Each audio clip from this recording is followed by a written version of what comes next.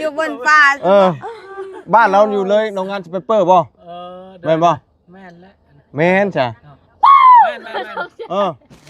โอ้ยยังอีกไกลยังอีกไกลบ้านยังดีแต่ว่าตอนนั้นเราไม่ได้ไปเลยเราจอดผู้ใช่เราจอดเอาไม่น่ะมีด้านรถไทยนะแต่ว่าคนน่ะบ่เห็นแต่ว่าจอดรถจอดอยู่ในห้างค้าอย่างนี้แหละคำเชิญขั้นเดียวกันนะแต่ว่าเลยโรงงานสเปเปอร์ลงไปบ้านเรา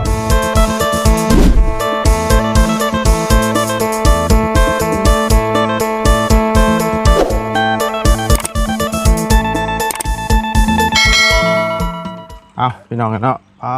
ตุ๊มาวันนี้น้ำหรือว่าเสาะลงลายดีกว่าเก่าเฮงกว่าเก่าวันนี้เนาะเอากะมื้อนี้เดินทางมาฮอดมาถึงพี่น้องกันเนาะคนก็ยังมายุบมาย่อนอยู่ทางนี้นะมาตามทางกันตกอยู่พี่น้องกันเนาะแต่ว่านี่ถือว่านำใส่ในจักหน่อยพี่น้องเลยมาเอาทักทายสบายดีและสวัสดีพ่อแม่พี่น้องกันเบิดสู่คู่สู่คนพี่น้องเนาะโอ้ตายมาครบบัดบ่ไม่ตกหกตาเฮาสบายดีอีล่ะสบายดีหากขึ้นมาบ่เด้อหากมาฮอดโอ้ยเล่น2-3มื้อซื่อๆว่าน่าใช่ดีได้ระบาดรอแต่ไหนมาเจ้าหากระย่องบ่รอขึ้นไม่ย่างเฮ็ดยังไงนี่นะตอกละคั่วบ่จุ้ยยังไฟน่ะ1เฮ็ดยังฮะไฟมานี่นะเอาเป็นลูกบ่ฮะเอาใช่สิลูกน่ะนี่แหละลูกเอ้ยบ่แล้วอย่าว่าลูกเนาะอย่าว่าลูกกกเราหั่นเด้ลูกกกยังบ่ทันมาเลยบ่มาเทื่อลูกกกเพิ่นอยู่เอาปัวอยู่ใส่อยู่วิละเนาะอันนี้ลานนี่ผู้หญิงหรือผู้ชายผู้หญิงนี่ผู้ชายและลานคือกันฮะมีผู้ชายแน่เนาะเอานี่กับผู้ชายมันบางเทื่อผู้นี้เป็นลาน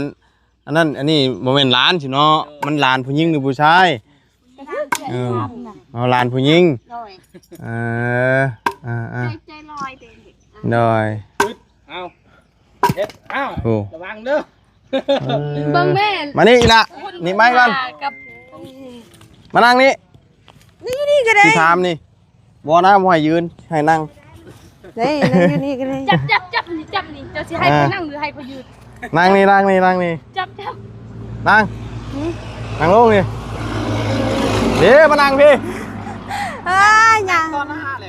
ไปสินั่งหันหลังไงบ่ลมเล่นนั่งอยู่บนใช่ก็มานั่งนี่มานั่งเป็นโมนี่จะเป็นไผเป็นไผกันหู้อยู่ดีเอามานั่งเอาก็นั่งอยู่วันนี้แล้วบ่ค่อยเป็นไผบ่ยังอยู่บนหยังเนี่ยเอ้ยเอาไผจะไปเลี้ยงงัวมื้อนี้น่ะไอ้ทังเอาทังบ่บ่แม่นทิ้งเนาะแม่นทิ้งเอาเมียแล้วเอาทิ้งเอาเมียเราไปเลี้ยงงัวบ่ได้บ่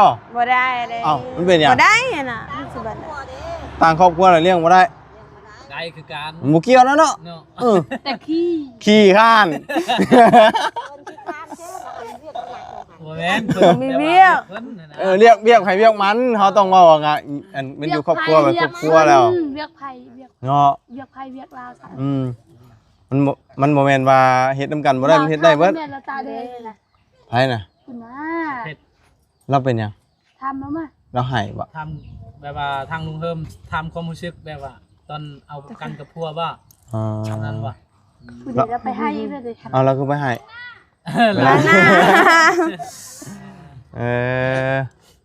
มาครบบ่แล้วบ่ใหม่นี่จะน้อยมาอีกจังหน่อยนี่เอาว่ามาละวานนี่บ่นี่มาวันนี้บ่จันเพิ่นก็มีแจ้งซื่อขึ้นมาเนาะวันนี้นี่แหละมาอันใหม่อันวานนี่บ่แม่นบ่จ้ะไม่วานนี่นะบ่แม่นบ่จะเป็นตุ้ยบ่มึงเนาะไม่ตุ้ยบ่ตะบับนั่นแหละตุ้ยกำลัง ค่อยกำลังไพ่ตุย กำลัง ค่อยกำลังไพ่ตุย กับกำลัง กำลังจะสู้ กำลังจะใหญ่เนาะ กำ ก็ ลั บอง กแบบนี้แหละจะบอกแต่กำลังเฮ้ยเขาสิถามค่อยกับน้องล่างไพ่ตุยกว่ากัน กำลังสิตุ้ย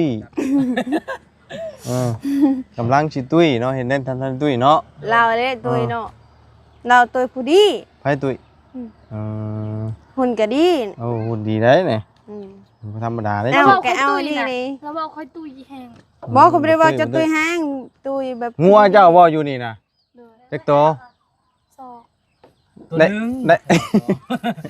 ตัว ได้ หนึง ได้ ซ ได้ องอยู่ในทองนั่นเด้ ได้ลูกมันน่ะบ่ ในท้อ สอง งกระซ้ำพุ่นแหละเนาะ ซัมโตแล้ว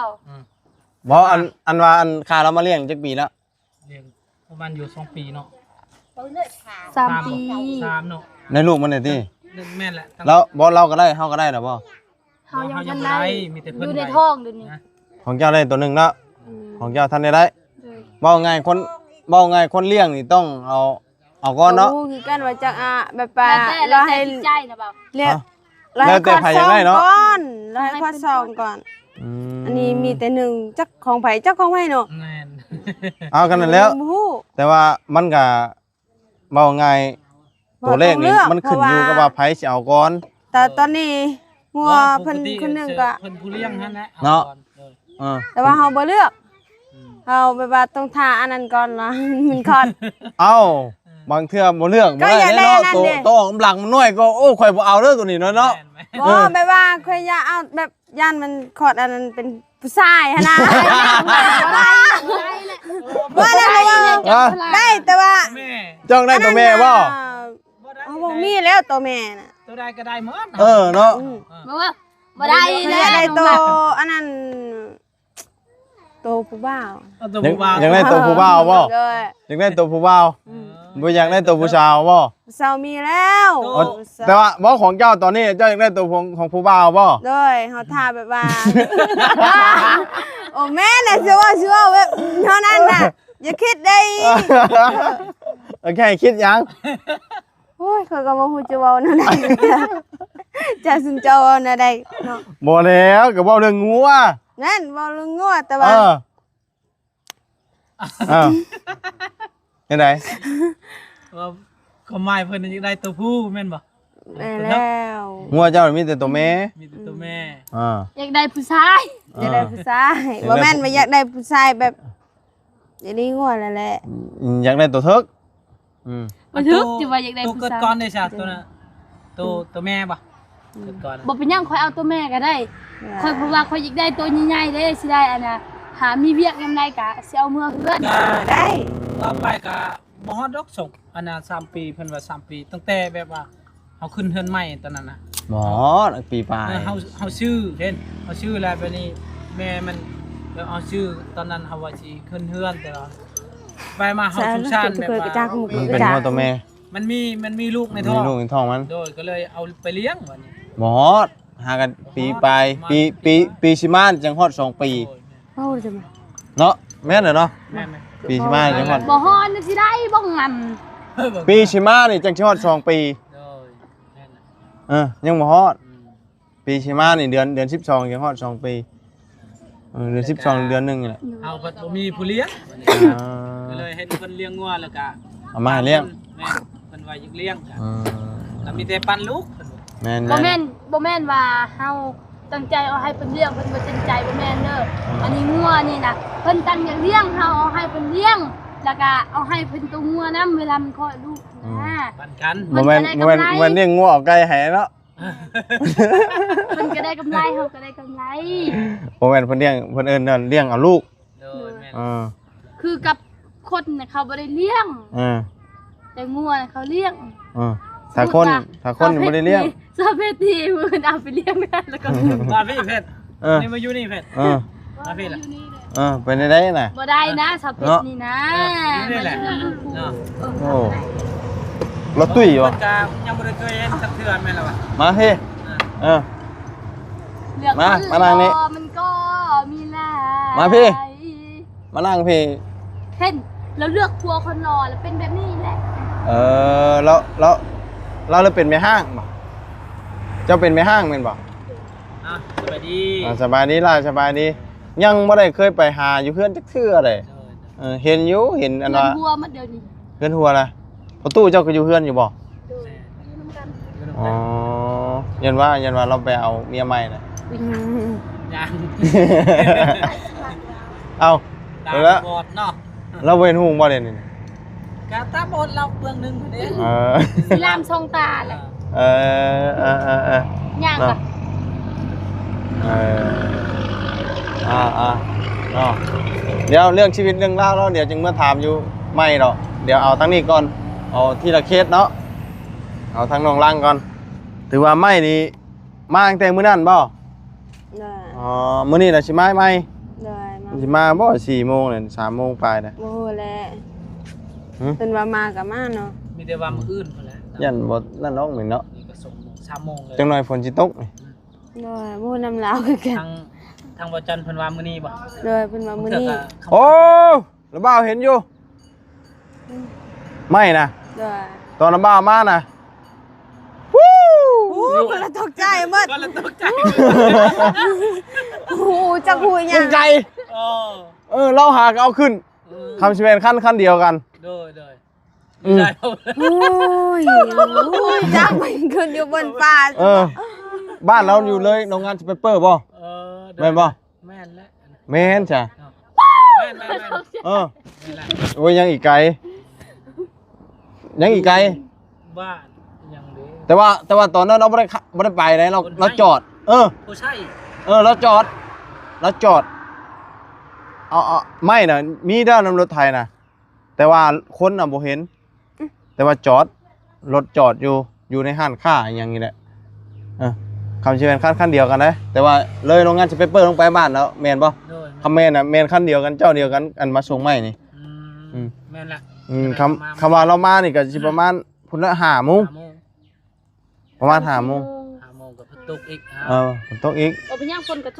ตกรถแล้วลายเทื่อแหละมันเปียกเพื่อนเจ้าตั้งบาปไปดีเนาะมายามใดฝนตกยามนั้นย่างฝนเด้เจ้านี่ เฮือนเจ้าน่ะหนาวบ่ แม่เพื่อนคอยนี่ยู่รถแต่บ่ฮ้อนเพื่อนเล่านี่ยู่รถแต่ก็เปียกหมด เปียกเนาะ เลยแถมหมดส่งเสือเฮาน่ะหมดขี้พุ่นส่งเสือเฮาตอนนั้น เอ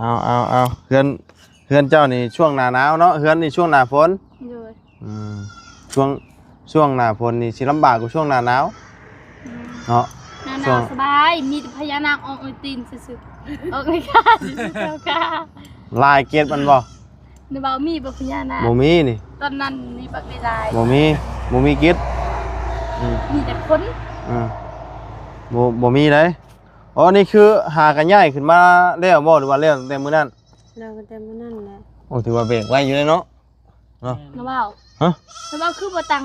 ชื่อนะบ่าวว่าเอิ้นนะบ่าวนี่ ระวังหนวดเอาลุงหนวดมีแต่นี่ บ่ เนาะ บ่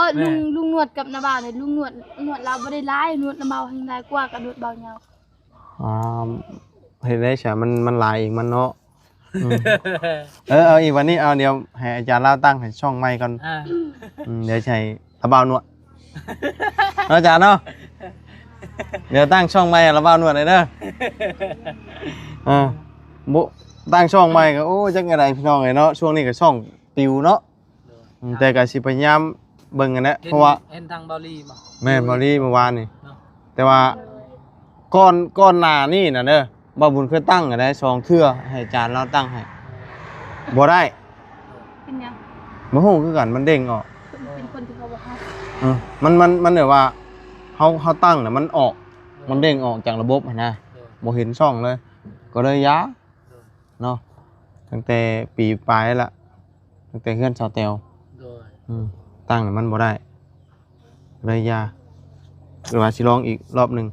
ก็สิบ่กล้าตั้งอีกนี่มันเป็นโทรศัพท์เครื่องเก่ายันเป็นอีก โดย มันจะเอาเค ซื้อ รื่อง เครื่องใหม่หรือบ่เดี๋ยวนี้ เครื่องเก่าชื่อได้เงินมันบ่เพียงพอชื่อบ่ได้ดอก ตกกามืดแล้วนี่ มืดแล้วมืดมาเลย นะบ่าว โอ้โห ใส่ซอยนะบ่าวบ่เห็นแต่นะบ่าวบ่ได้ใส่เลย มันเบิดแล้วล่ะเอ้ย มันเนี่ย มันเบิดแล้ว เป็นยังเหมือน ก็ มัน คือ ปะอยู่เฮือน มันทุก เอาไว้อยู่เรือน มันทุกข์ยากลำบากลงนี่แหละ บ่ว่าอยู่เฮือน มันเบิดแล้วโอ้มืดมาเลยพู อ๋อ ไป ตุ๊ ดีเด้อพ่อเด้อ เบิ่งพี่น้องเอ้ยผมมืดเอ้าสบายดีเนาะไปหาตึกป่าบ่ เอาไม่ทั้งนี้ก็ถามมาส่งมื้อนี้ก็ถือว่าครบเนาะเครื่องเงินเครื่องซานโอ้ถือว่าบ่จันมาแจ้งข่าวดีเพิ่มบ่เท่าไหร่ ใกล้ทางครอบครัวน้อง ลืมแล้ว หา ลืมแล้ว ถามลูกชาย ลืมแล้ว บ่สิลืมหยังไวแต่เรามาเมื่อวานนี้ เบาจันมาแจ้งเท่าได้มื้อวานนี่ เงินน่ะเราแจ้ง แต่ว่าค่อยบ่ฮู้อะนะ เอาภาษาเจ้าเอา ภาษาค่อยก็ค่อยบ่ฮู้เขาบอกว่าค่อยบ่ฮู้นะฮู้งาน บ่นะ มื้อนี้ บ่เมื่อวานนี่เนาะ ว่าสิลืมไว้ มาให้ละไอ้ที่บ่จันแจ้งจบ มื้อนี้เพิ่นก็แจ้ง มื้อนี้ก็มีอีกบ่ ด้วย แจ้ง มื้อนี้เท่าไหร่มื้อนี้ ก็นั่นแหละค่อยจึงลืมหั่นน่ะ เออ เมื่อนั้นก็แจ้งมื้อนี้ก็แจ้งก็เลยลืมมายันมันหลายนะแต่ข่อยก็ยังฮู้คือกันแต่ว่าบ่ฮู้งานแล้ว ย่าแล้วฉันระบาว่าสิมาแจ้งข่าวดีอยู่มื้อนี้ยันจนลืม อ้าวแจ้งข่อยบ่ลืมน่ะ บ่ข่อยก็ยันจนลืมข่อยยันจนลืมชื่อข่อย มาเอาไม้เนี่ย บอกว่าสิถามเราชื่อแล้วเราชื่อหยังนะเบา อืม เบา โอ้ นี่ ยใครสิฮู้เนาะ ห่าน ใครชื่อนะบ่ชื่อคน เนาะ ชื่อเอาไว้เด้อเบิ่งตาเราดำครั้งหนึงนี่เด้อมันมีแป้วๆตาเราดำเบิ่ง ก็ นี่ ชื่ เด้ อก็ชื่อได้ มันละลายนะ อ้าวชื่อยังอ้าว ก็ยันบ่ซื้อแล้วแหละบ่ได้ สลุนตะบ่บ่ฮู้ตะบ่ ใส่เลยนะ เบาบุญบ่แม่นน่ะ ฮะ เบาบุญ ด้วยบ่ผิดพลาดมึงได้ก็ต้องขอโทษขออภัยนำหลายๆเด้อพี่น้อง บุญยัง ก็บ่มีหรอกบุญ บ้าน บุญบ้านบ้านป้าบ่แม่น เอ น่ะ อ โอ้ เราก็ลืมอีก ก็ เอ บ่ อ แม่นก็ไม่ได้เว้าว่าบ้านเป็นบ้านประตูก็ว่าบ้านบุญบ้านป้า เออ โอ้เขาบอก เออ นี่เด้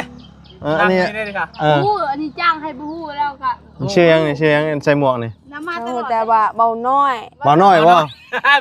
อันนี้บ่น้อยบ่ มาให้ซื้อเรา ก็เราบอกให้ค่อยเอาเรียกซื้อเบาน้อยหั่นน่ะไปถามเพิ่นแม่ ฮะ ไปถามเพิ่นเขาพอไม่ได้เรียก แม่นบ่จัน บ่ยังเจ้าคือผู้ให้เอิ้นตามชื่อช่องเจ้า เรายันว่าค่อยบ่ฮู้น่ะ บ่ชื่อบ่ข่อยก็เออ นั่นน่ะ เปลี่ยนเด้อ เป็นนั่นแหละ เราบ่าวก็สิบ่เอิ้นให้บ่ให้เอิ้นชื่อบุญแล้วมันจังจำกันง่าย ได้ซื้อได้ ชื่อเป่า ซื้อเป๋า เอาซื้อเราแท้น่ะ เออ ซื้อแล้วแต่ซื้อเป๋า เออ เป่าเผา แม่แล้ว เป่า เอา เป่าเป็นเป่า มัน เข้ามั มันจังอนาแตกต่างกันไปเนาะ ถ้ามื้อหน้าลืมก็ชื่อว่าเป่าเป่าเด้อ เออ มันต้องบอกก็ได้ถึงงานว่าซื้อเป๋าเพิ่นคือซื้อฮู้ดอก ฮะหมูมีไปฮู้ได้ เนี่ยนั่นแหละ เออ จะให้คนเล็กนะได้ซื้อเป๋าซั่นน่ะ สิให้ค่อยเรียก เออ เจ้าบ่ชื่อคนเด้ แต่แม่นบ่ชื่อแต่ว่าเรียกเป๋าละ เออ ยันเพิ่นมาเรียกคือว่าเรียก เธอเป็นภาษาไทยเธอเป็นคน เรี ไท ย ย ก เหรอ อ่า ก็แบบเขา ต้องให้ค่อยเรียกยังไงดี มันต้องถามแล้ว ไม่ต้องถามเลยนะ เอาเว้าอีก เออ เว้าอีกภาษาไทย เราก็ไม่อยากพูดซะด้วยทีนี้ก็มาวุ่นเลย อ่า แม่น เราก็บ่อยากเว้าซะด้วย เลยยังได้ฉันเนาะเมื่อละบ้า ดูป่ะ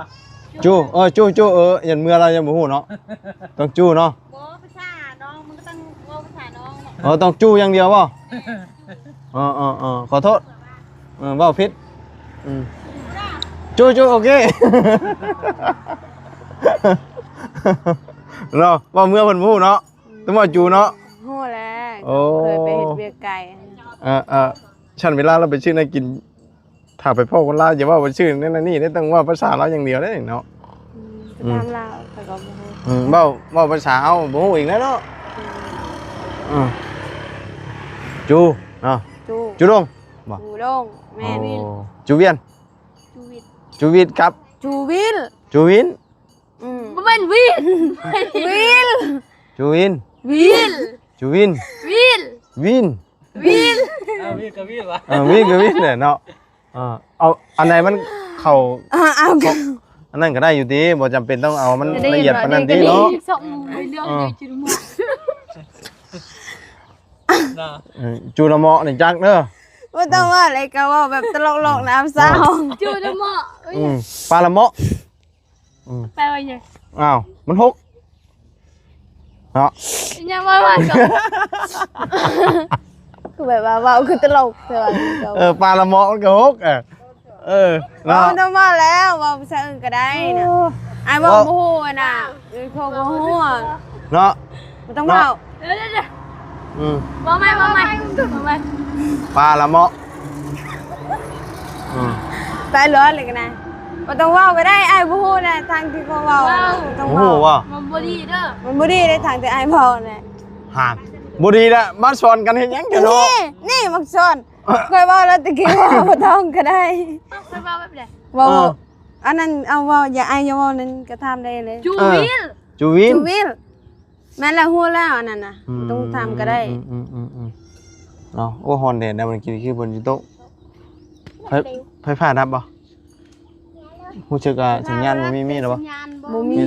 มาแล้วบ่ บ่มี แต่เช้านี้ อืม เฮาบ่มี บ่คำสัญญาณบ่มีน่ะมีแต่ไฟฟ้าดับ ไฟฟ้าบ่ได้ดับ มีแล้วดิมีแล้วสัญญาณ นี่แหละบ่ อื นี่นะ ม จี้เดี๋ยวนี้มีแล้ว โดย ว่าจักแห้งบ่แห้งบ่ฮู้ ต้ม ต้มไก่เปล่า บ่ให้พอเติมเน็ตให้ เออ เออ เกี่ยวต้มไก่นะ เอาต้มไก่ก็เจ้าบ่ได้เอิ้นมาเติม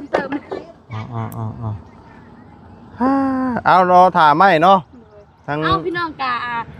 ตลกเลยนึงค่ะหากว่าผิดพลาดประการใดก็ต้องขอโทษขออภัยนำลายทั้งกระเบ้านำเด้อ โดย ว่าผิดพลาดตรงใดขอโทษนำลาย ขอโทษรถแล้วบอกขอโทษบ่ได้เลย ผิดและทางเจ้าเว้า เนาะแม่นป่ะ แต่น้าบ่าวเมื่อกี้นี่น้าบ่าวต้องขอโทษเฮาบ่าวแบบนี้บ่ได้ นั่น อ้าวตัวเองเป็นคนเว้าหมู่ เอาเฮาว่าแบบใดเฮาบ่ได้บ่าวแบบนั้นว่าสุกมุกละบ่าว เออ เราบ่ได้บ่าวคือเราว่า อ้าวไปสิโหมวนปลาละเมาะบ่ หรือว่าขอโทษเฮาซะ แต่อยู่บ่ได้แล้ว จบได้แต่น้าบ่าวขอโทษมันจบได้ อ้าวไปสิโหปลาละเมาะ อย่าบ่าว โอ้ยละกะ ตัวเองเป็นคนสอนหมู่เนาะ เนาะบ่ฮู้คือกันแล้วนำเจ้า อ้าวฮู้บ่ไปเลยตั้งน่ะโอ้ย เจ้าพุ่นเจ้าเว้าแนวใดเนาะไว้อยู่เลยโอ้ยละกะฮะ มานั่งได้แม่ไปใช่น่ะ เราก็นั่งอยู่นี่นะ นั่ง นั่งเจ้าเจ้า อะทั้งว่าไปเลี้ยงวัวมื้อนี่น่ะ เขาก็ยังเห็นเพิ่นไปเลี้ยงงัวเฮาไปหาหน่อไม้เด้ อ้าวใช่หน่อไม้น่ะ หน่อไม้อยู่เรือน กระบะแบะยกนี่เห็นแต่แม่เจ้า โดยมาเด้อจังนั้นเด้อมาเรือนเด้อ เห็นแต่แม่เจ้าว่าไปบ่ได้แล้วว่ะ ไปมาแล้วไปเที่ยว ไปเที่ยวบ่ได้แล้วว่ะ ไปเที่ยวหาเงิน กระบะไปยังว่ะจังแล้วเราว่าไปบ่ได้ทั้งพ่อทั้งลูกแล้วว่ะ อ้าว เราบ่ฮู้แท้บ่ บ่เราบ่ฮู้ เอ้า ไปเล่นเบิดแล้วว่ะ ขมังเลยเฮาก็บอกอะไรมาไปถ่ายคลิป บ่เราว่าจักไปใช้แล้วทั้งพ่อทั้งลูกแล้วว่ะ โอ้เฮาไปเที่ยวแล้วเด้อ ไปเที่ยวแล้วว่ะไปบ่ชวนกันแล้วว่ะแม่นบ่ แม่น แม่นดีโอ้ย บ่าวถามแม่น้องนังบ่ฮ้อนบ่ ระบาวกับฮ้อนคือกันเดี๋ยวนี้น่ะ บ่ผมลาวนี่ บัดมาบัดเห็นตะกะแตนขายเนาะมันตอนเมื่อบ่เห็นฮะ ใช่มั้ย บ่มีแต่ว่าเห็น มีแล้วนี่ เห็นอยู่มันขายน้อย ถามเพิ่น กำลังใจเย็น เมื่อวานนี้เพิ่นว่าได้อยู่แต่ว่ามัน เขาไปตรังใจ บ่หลาย บ่หลายนะ แม่นแต่ว่า แต่ว่ายามนี้แซ่บเพิ่นว่า แซ่บแล้วมันไข่น่ะ ไข่ โอ้คือมันรถเตะ เริ่มไข่เลย แต่ว่าเพิ่นเอาเงินเฮาก่อน20,000เมื่อคืนนี้จักเพิ่นได้หรือบ่เดี๋ยวนี้ ซื้อ มันจำบ่ บนเขาหมดแล้ว เอาให้เพิ่นก่อน บนเขานี่อยู่ เบื่อบ่เมื่อวันอาทิตย์บ่อาจารย์มื้อนี้วันหยังมื้อนี้วันศุกร์มื้อวันเสาร์มื้อเนาะจานมื้อวันอาทิตย์เนาะ เฮาให้แล้วเพิ่นเงิน แบบว่าเพิ่นว่าจะได้เงิน20,000ก่อนค่าสิ้นเปลืองเพิ่นว่า ค่าจิ้นเบืองอีก เนาะ โอ้มีการค่าจิ้นเบืองอีก อ้าว20,000เด้ ฮู้แล้วจะฮู้แล้วว่าหยังนี่แม่นบ่ น้ำปลากับบ่หูกับบ่ลืม แล้วให้เพิ่นเติมน้ำมัน มีการค่าจิ้นเบือง จะได้หรือบ่มื้อนี้ โอ้ก็ต้องว่าข้าวหัวเทียน โดย ข้าวหัวเทียนมันจะได้หุ่งเมตตาใช่ไหมหุ่ง ต้องมาใหม่ โอ้ยเนาะ ได้อยู่ เฮาได้การแรง โดย ตะเกงกา เอ้ย ไปชาเดี๋ยวมือเฮือนก่อน เดี๋ยวต้นไม้นุ่งเพิ่มตาย เอ้า เอ้าน่ะเกต้นไม้เราซื้อต้นม่วงหมากมันจักหนึ่งหลายอย่างครับ โอ้ลุงดุอีหลีเนาะเรา ไม่รู้แล้วเพิ่นให้ชื่อ บ่เราดุได้นะ เพิ่นให้ชื่อไม่ปลูกกันนะ พุ่งกับปุก อ่า มันเพื่อนมันบ้านเลยได้ อืมแล้วเพิ่นให้ชื่อมาปลูกกันแล้วเราก็บ่ได้รู้บ่ได้มันเนาะ ถ้าพุ่งมาแต่มาพุ่งยามบ่อือ เฮ้ยหลาย โอเคจ้ะ บ่ได้อึดกินตอนนี้มีอันว่าเครื่องตำทำสิกินเนาะไปอยู่ดีมีแห้งเด้อแล้วบ่าวไปส่งลุงเพิ่มก่อนสบายดีล่ะเดี๋ยวพ่อกันใหม่เฮาเนาะไปสบายดีไปอาจารย์โอเคไปพี่น้องกันเนาะ นำบ่สิว่าพอกัน ฮะ ว่านำบ่สิว่าพอกันจ้ะ เอากับพ่ออยู่เฮือนทำใจมึนตำหูกันเนาะหายเครียดยังนอกเกลียดแท้นี่ กลับกันได้อจ้ะ ไปสบายดีเด้อลามาอย่าบ้ามาเด้ โอ้ลืมไม่แล้ว เด็กเลี้ยงงัวนี่เนาะเด็กแค่เด็กบ้านแค่เด็กเลี้ยงงัวเนาะไปสำหรับพี่น้องเลยเนาะสำหรับคลิปนี้ก็นำลาเลยเด้อพี่น้องเลยเนาะมาฮอดตอนบ่าย3 โมงเนี่ยตอนนี้เนาะมืดฟ้ามืดฝนมาเลยครึ้มฟ้าครึ้มฝนมาแล้วพี่น้องเลยเนาะฝนใกล้สิตกเลยเนาะ เว้ย ไม่ก็ยังมาบ่ทันเบิดพี่น้องเลยเนาะยังเดือไม่ยังเพิ่นเอิ้นน่ะ ปัจจัยรถคือจังรถกี่แม่น ไม่ยังเคยอันคือมันน่ะ ไม่หาคนชิบหา ไม่หาขึ้นชิมหาก็ไม่ยังไง ไม่หาคนชิบ มาหาคุณชิปตัวละ แคส ตัวร้านกายอันข้างล่างมันบ่อืม ได้แล้วก็เห็ดกันโค้งมัน โค้งมันเนาะมันทันแล้วยังบ่เบิดพี่น้องกันเนาะไปชาวพี่น้องอยู่ดีพี่แห้งเบิดทุกผู้ทุกคนเนาะไปแล้วพี่น้องสบายดี